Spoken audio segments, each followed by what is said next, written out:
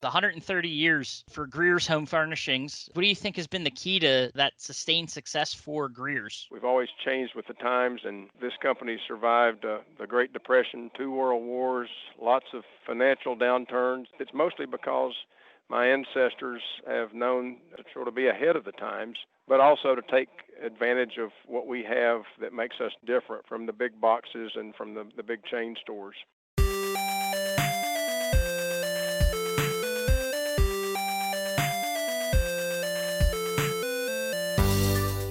It's not often we get to talk to a person, a member, really anyone that has been in business or has the experience of 130 years of being in business.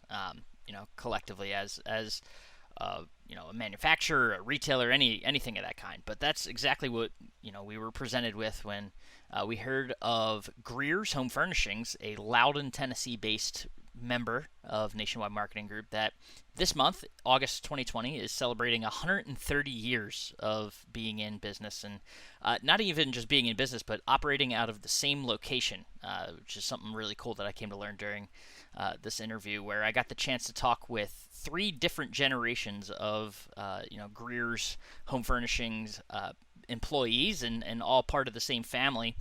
We got to talk with Ham Carey, Bo Carey, and John Carey, the current lineage at the helm there at Greer's, and had a really awesome conversation just about what it's been like. They collectively have been involved, the 3 of them, since the 1950s, and they have a lot of experiences to what it's like operating in a small town like that, and really cool to get their perspective on sort of where the business has come from, where it is today, and where it's going. So really cool conversation. I want to celebrate, obviously, and congratulate them on reaching such an incredible milestone, and really think we can learn a lot from sort of what they have been able to do to sustain success in a small town for so long, and really cool to be able to spotlight them and talk about their business. So let's just go ahead and dive into this really unique conversation with Ham, Bo, and John Carey.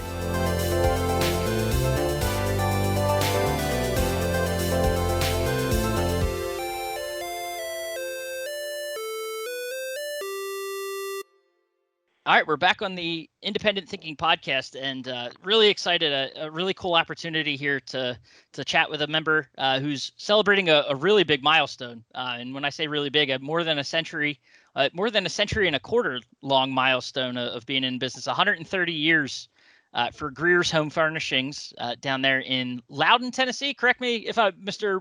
Bo Carey. Is it Loudon, Tennessee? All right, which I've come to learn. Is near a town. I'm in Philadelphia, Pennsylvania. There's a Philadelphia down your way as well, right? That's correct. Not and too I guess far, it's unique. Our Scots-Irish ancestors came down here from Pennsylvania. Okay. From the valleys of Pennsylvania. A little bit of a connection there, so that's pretty cool. Yes. But no, I appreciate you. We've got you, the owner of Greer's Home Furnishings, on, and we'll also have here today your son John, and then your father Ham as well. So 3 generations of the 5 generations of Greer's, joining us for this podcast. So I appreciate you guys taking the time and chatting with me today. We're excited about highlighting our relationship with Nationwide. It's a lot of fun, and certainly want to get started with you. Talk about what is business like for you today, down there at Greer's. We'll get into here in a little bit the history and how things have changed. But what is, if someone walks into Greer's today, what would they find as they come into your store? Well, they would see the shell of an old building that's almost 130 years old, but that's gone through a lot of change, and obviously they would see a pretty good selection of name brand furniture and of mattresses, and grills. So probably 30% bedding and 70% furniture. And but yeah, we have some. They would also see the old portraits of the founders, 5 generations worth. They would see some of the mementos from the past. We have a little bit of a museum look in here highlight our past. But for the most part, we're just trying to sell name brand furniture at very competitive prices and take care of our local customers. No, that's awesome. And I know, like I said, cool to have 3 of those generations on right now. But that's a testament, I think. You think about being family owned. I can't think of, there's obviously a lot of Nationwide members, and I've talked to quite a few for this podcast, and but none. I think this is the first 5th generation family owned business that I've been able to talk to. So, I mean, to that point, 130 years. What do you think has been the key to that sustained success for Greer's? That's easy. We have always changed. We've always changed with the times, and this company survived the Great Depression, 2 World Wars, lots of financial downturns, and everything from nature crises to fires and everything else, and we've survived. But it's mostly because my ancestors have known to change with the times and to sort of be ahead of the times, but also to take advantage of what we have that makes us different from the big boxes and from the big chain stores. And that involves, I think, combining today, our big change is combining our low overhead, because my great-grandfather paid for this building 100 years ago, with our excellent opportunity to purchase through Nationwide product at very good competitive wholesale prices. So it's been a pretty good combination, especially here in 2020. Yeah, you mentioned the fact that obviously changing a lot and having to adapt, a lot of the challenges you've had to overcome, and I know certainly what I've come to learn, in the almost a year of doing this podcast, is just the different types of challenges that a small town retailer has to face. But especially, I was going to ask about this a little later, but maybe kind of a nice segue into it.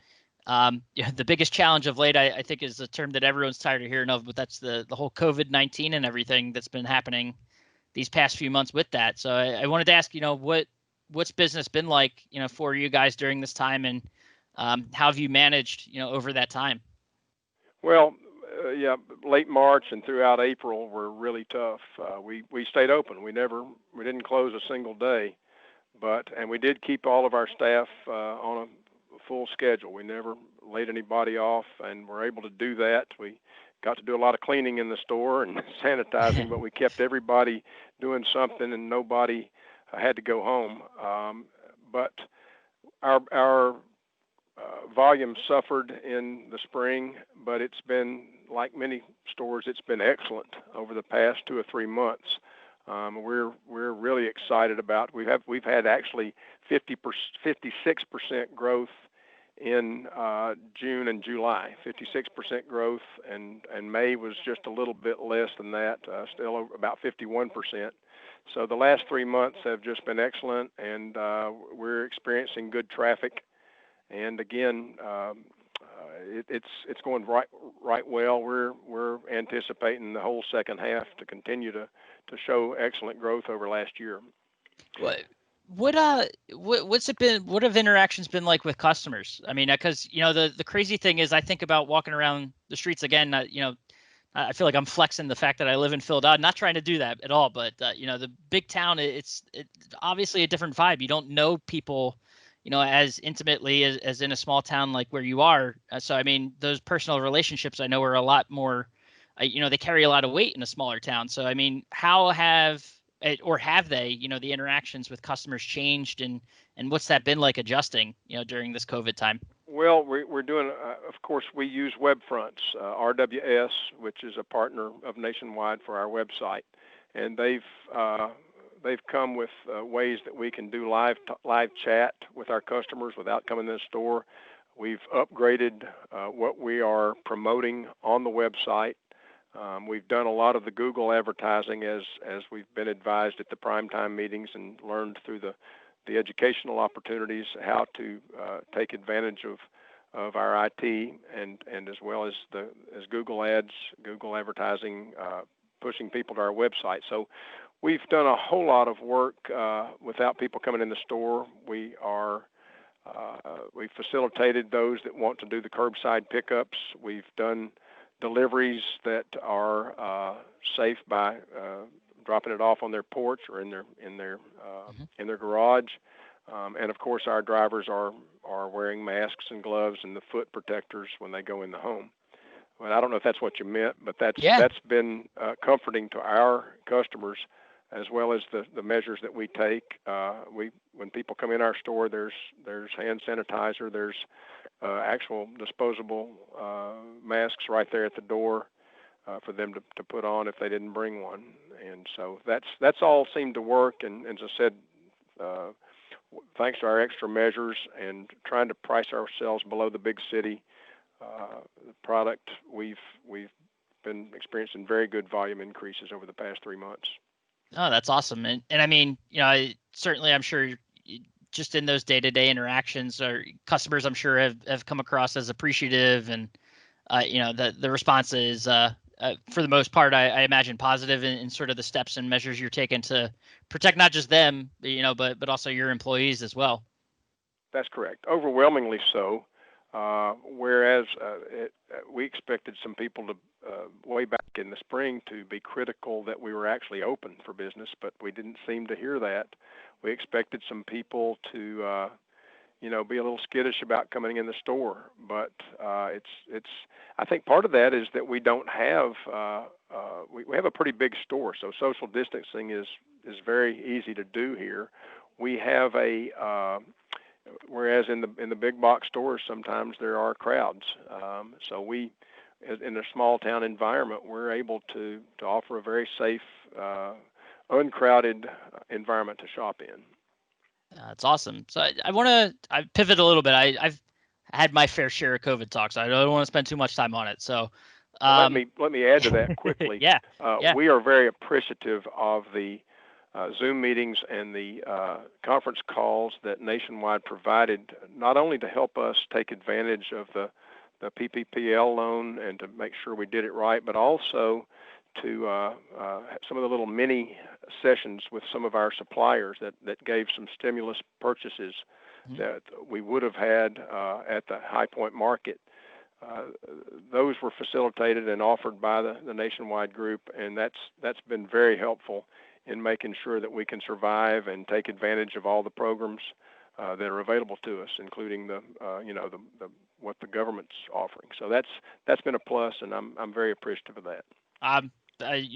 Always good to hear that, and I no problem adding a couple more seconds of COVID talk. If it's about how you're able to pat ourselves on the back. No, but the fact that it's always good to hear that the members are able to benefit from those things, because I know not me personally, but the guys that are doing a lot of the behind the scenes work to pull those programs together and doing things to help members out is awesome to hear that it's paying off. So but one thing I do want to ask, we'll talk to your dad in a little bit here, but about the 130th anniversary. I mean, it's a big time for you guys. You have some big stuff planned, so I just wanted to get your thoughts quickly, before turning to him, about what it means to you to hear that 130 years and a little bit about what you've got planned. Sure. It's we have done a little research. We are the oldest furniture and mattress store in the state of Tennessee, and although my name is not Greer, my mother was a Greer, and so it's the same direct generational. We've passed down straight through. It was my great grandfather that started the business in 1890, and we're excited about it. It is an honor. Our city mayor and county mayor will be doing some things later in August at the end of the month to sort of make it a special day when we have a dedication. And our suppliers have come through with some things that we can give away in door prizes, and as well as a big shopping spree as our grand prize that we'll give away on Labor Day. All those things are nice, but they're I think to your question, the real thing is being able to be in business this long and to still be prosperous and providing this kind of products and services to our community. But that was a lot of great stuff. And now I want to turn a little bit to your dad, Mr. Ham Carey, talk a little bit about the history. And Ham, first thing I wanted to ask was, just about, the 130 years of this business. I know a lot has changed. You guys started, it's Greer's Home Furnishings, but what was it always Home Furnishings? What was, what was the business like at the start up until when you got involved? When it started in 1890, Grandpa Greer, my wife's grandfather, that's Bo's great grandfather, he and another man started a little hardware store right up the street in our little town. Our little town now is still about 4,200, but back then it might have been 200 or 300. It was strictly an old-time hardware store. Wow. They sold pots and pans and hammers and nails and saws and cook stoves, heaters, and things like that, cross-cut saws for the farmers, and plows and so forth. But yes, it's evolved a long way. When I got here in 1954, uh, which was just after Bo was born, we still had a big hardware business, including John Deere tractors and building materials, uh, Magnavox television sets, Frigidaire appliances. We've been in Frigidaire since 1923 or 4 or 5. And furniture had just been added a little before that, mainly on the second floor because we didn't have room where all the hardware was. Hmm. So it's evolved a big, big step. And in, it's been about 20 years ago, Bo was able to sell the hardware. We were True Value Hardware at that time, but he was able to put it in a different building, and fortunately, somebody came along, bought it, building and hardware stock and everything. So then it evolved down to appliances and furniture, and because of some big boxes, he drifted out of trying to sell appliances and just got into home furnishings. They're big furniture stores now, of course, but they're not things like Home Depot and Walmart that are working on some other things he had. We were told many years ago that when Walmart comes to town, there'll be about 5 or 6 ma and pa stores that go out of business. Well, we haven't gone out of business. Well, we have a Walmart 7 miles away. We hadn't gone out of business, but we have gotten out of a lot of things that were very competitive with Walmart. I hope I'm not rambling too much. No, on no. that. I was gonna say that's awesome to hear that kind of history. And one thing I want to ask you, sort of to your last point about those big boxes coming in. What do you think has been the key differentiator for you guys as to why you're able to still succeed even though you've got those big box stores just a few miles away? I wouldn't give a piece of advice that should apply to everybody of all of Nationwide's customers, but through the years, I think the big deal has been that we have provided reasonable materials, reasonable items at reasonable prices through the years, and have taken care of our customers. If we sold a chair or a mattress to the fella down the street, and if he didn't like it, he personally would be hollering at me in church Sunday. In a small community situation, and I used to know about everybody in town, you wanted to be kind to your neighbors, so you weren't out to do something that was really under the counter, not anything bad. We've always, and my father-in-law and uncle before me told me that say the right things and back up your word, and be as solid as your word, and that means people 20 years from now will remember what they told you 20 years ago or what you said. So it's a matter of being straight and honest, I think, is what's kept this business, and there's some others around the country like us, yes. No, that's awesome. And I know, Bo had mentioned obviously, he's the man at the business right now and kind of took it over. But you've been retired for a little bit. But this is a big month. This August event, 130 years in business. Yeah. kind of entice you to come back and help out a little bit, with this anniversary celebration. So I just wanted to kind of get your thoughts on, what you hope to accomplish this month, what it means to you really, and kind of what you guys have planned. Well, it means a lot to me that we're still here at the 130, because it was, gosh, when I was here in '54, that was just 65 years in business. We celebrated that 65 years in big time back then. And I'm not going to be able to do anything this time except stand around and smile, but but I'll try to help in whatever way we can on it. But that's not anything concrete. But anyway, and here's another thing: most of the people I knew as customers 50 years ago, where do you think they are? They're gone. Right, right. So that's a big detriment from my angle anyway, that I won't see many of my old customers because they're just not here. But a few show up, and I did notice in our paper this morning that a fella had died. Had been the police chief 50 years ago when I was on city council. Wow. So old friends do pass, but I'm still a mighty good friend of. Called a personal friend of the police chief here in town. Called him by his nickname Bear, and I'm in like manner a real good friend of the sheriff here in town.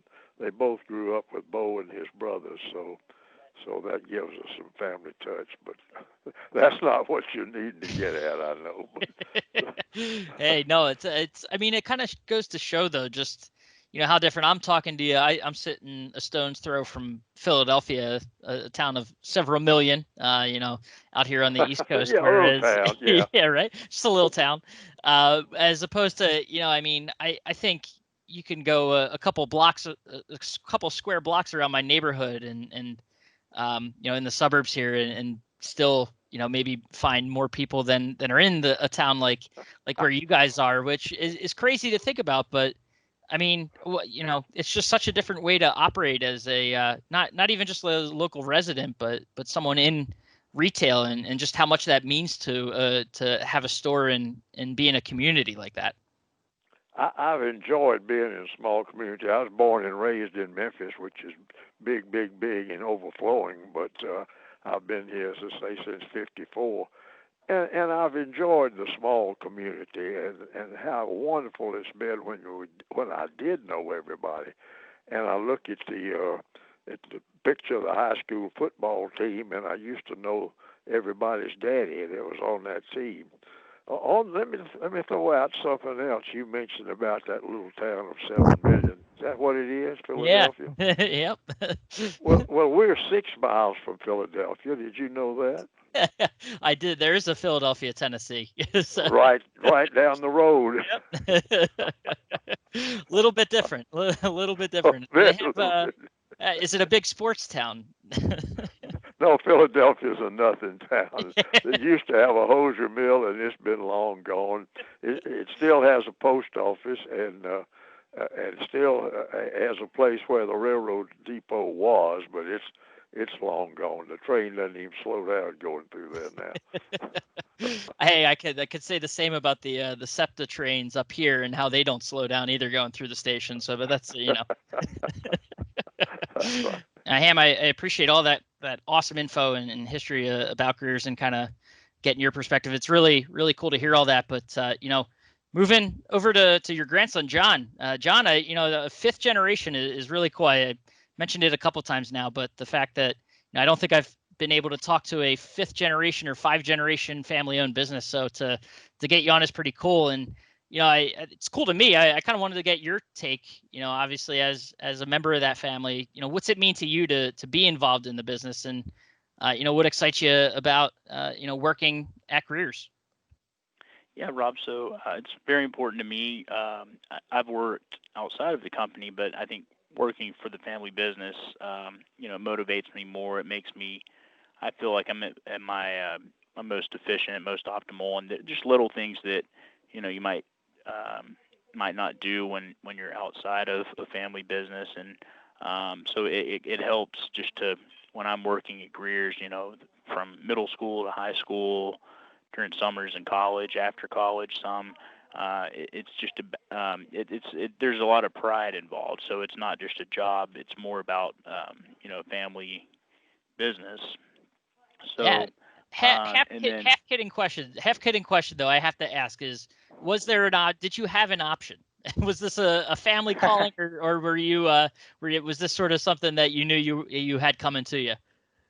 I did have the option, and yeah. So and then in the store, as mentioned before, my dad's the oldest furniture store in the state, and there's been lots of different products and that have come from it. Lots of different product types that have come through. So that's something else that excites me is just the if you look about at the flexibility or versatility of the business over the years, going from hardware to, and then within furniture, we did appliances, but now, we no longer do appliances and electronics, but now instead we're doing more bedding and doing big green egg grills. So Mhm. it's just, furniture is kind of the core, the rock that's been there ever since it transitioned from hardware, but a lot has changed along with that.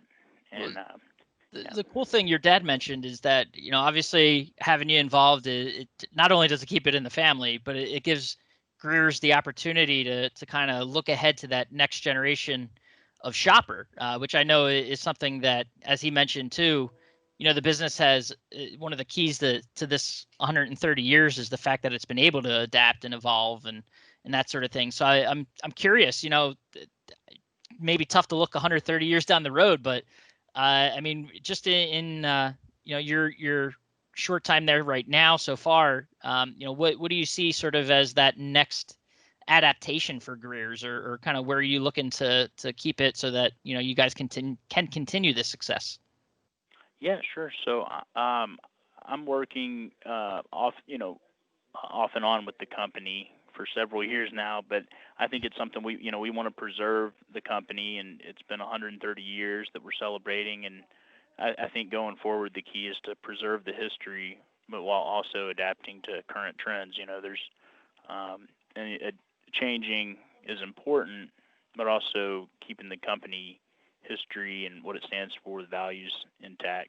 So things that change, you know, furniture and products, merchandise, anything like that, you got to be able to adapt to the different products that are coming through. And in our case, not just the different types of products, but the different types of furniture, or grills, or outdoor furniture that we may sell, and then how those things change over the years. But also more from a operational standpoint, things that change in marketing and advertising, changing with all the technology that's happened in the last 20 years. Um, so I think it's important to, just have a nice combination of keeping the history of Greer's going, but also, with me being a little younger, being able to, adapt with things. And a lot of what I do is on that front to help my dad. He's a baby boomer, and I'm in my early 30s, so I'm helping, on the social media for Greer's. So I handle that, and then I also handle our website, pricing the website and putting up advertisements on the website. So I help a lot with advertising and marketing, social media, Google reviews, Facebook reviews, all kinds of things like that. So that would probably be where I contribute the most at the moment, is more on that, where things are changing, and just so we keep up with everything. And I think we've done a pretty good job with that. We get a lot of response on our Facebook posts that I put, our website.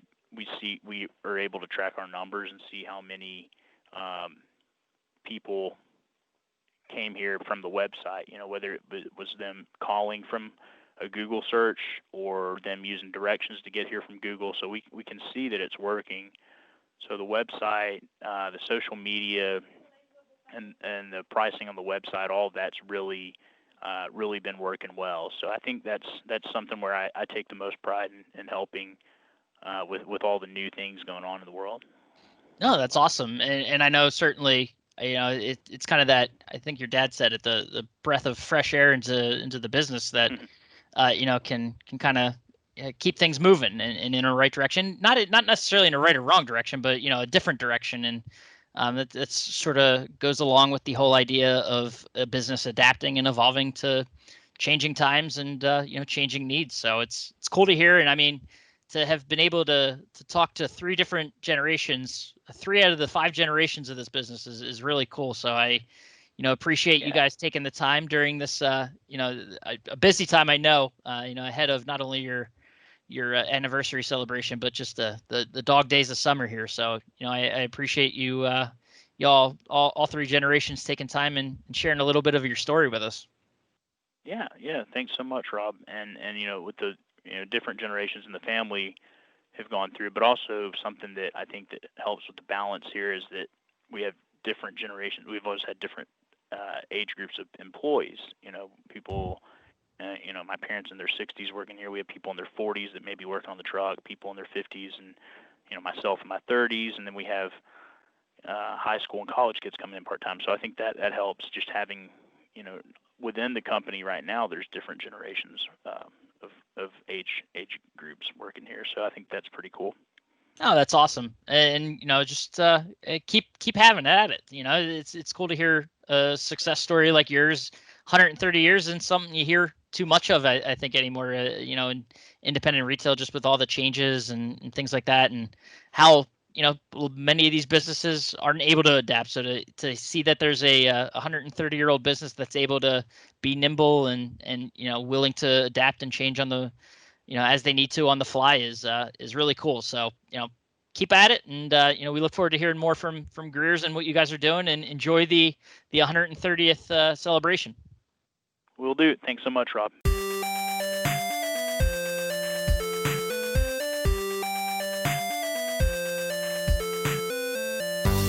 right, and a huge thanks to all 3 generations, 3 of the 5 generations, I should say, of the Greer's Home Furnishings family for taking some time and chatting with us for the Independent Thinking podcast. Really cool to get the perspective of so many different decades of experience in the independent retail space, and from one family, and kind of seeing how that business has evolved, and what has enabled them to have such sustained success over so many years in one space, literally in one space, which is just something that baffles me and is really cool.